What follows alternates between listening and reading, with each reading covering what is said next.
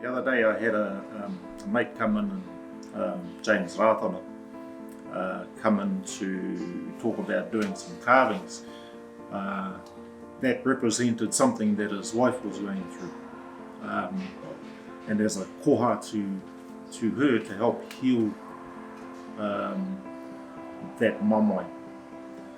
Now, he gave me a story, but I won't talk about that right now because I believe that that kōrero is something that's very personal and should sit with the family.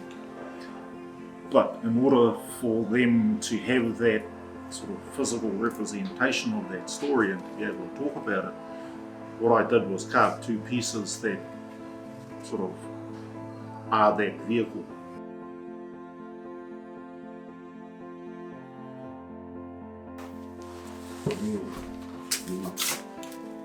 Wow. Look. Wow, oh my gosh. Can you hold them both? Can I just have a look at one, please? Sure. Oh my goodness, that's amazing.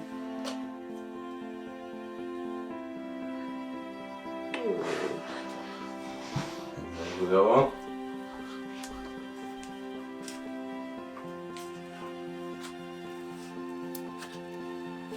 Wow, this is cool. Death is a tragedy that is particularly difficult for anyone to process. On June 16, 2018, Cassie would experience this. She received a phone call that her dad would soon be passing. She gathered her family and they endeavoured to make the 6-hour drive to Dargaville, Northland. 10 minutes before they could make it to the hospital, she received a phone call that he had passed. So the concept around a taonga would allow her to continue the healing process was something to help remember her dad.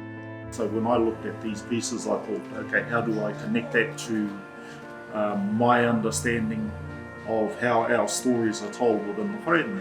And that way is to have a central figure, and then these two pieces up here are known as the ruawhetu, where the kōrero comes from, which is usually from the heavens, divine inspiration, down into the piece.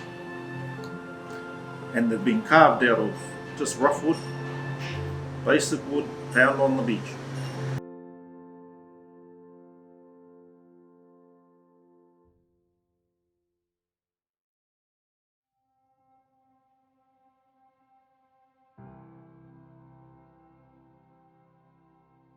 So on the left you see abstract, on the right you see detailed and the present. So your dad has passed on. We can't exactly see where he is or what he looks like, but we know he's there. So he'd be the abstract, he'd be the left. So you have an idea of what or where he is, but you don't have the ability to physically see the detail or to make it known. You have to really search, just like on that carving, to see the detail. And when your eyes start to fixate on the carving and you start to really take it in and focus on it, the details come alive, which would be like your dad because he's passed on.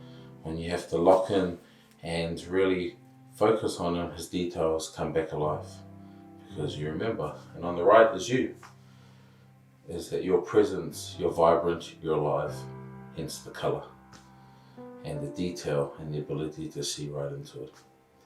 And they're not the same person, so they're not left and right, they're two different people, but cut from the same wood, cut from the same cloth, come from the same, beginnings, which is you. You come from your dad, you are the same. My hope, at the deepest level that I can think of, when I hand over a carving to whoever it is that it will invoke those memories and those reasons why they wanted to have a piece in the first place, as a memory of whatever it is they're wanting recorded, whether it's of some event from their past or a gift to one of their children to take them into the future. And that will be around for years to come, not just in their lifetime, but maybe into their grandchildren, great-grandchildren's lifetime as a record of them as a person at that point in time.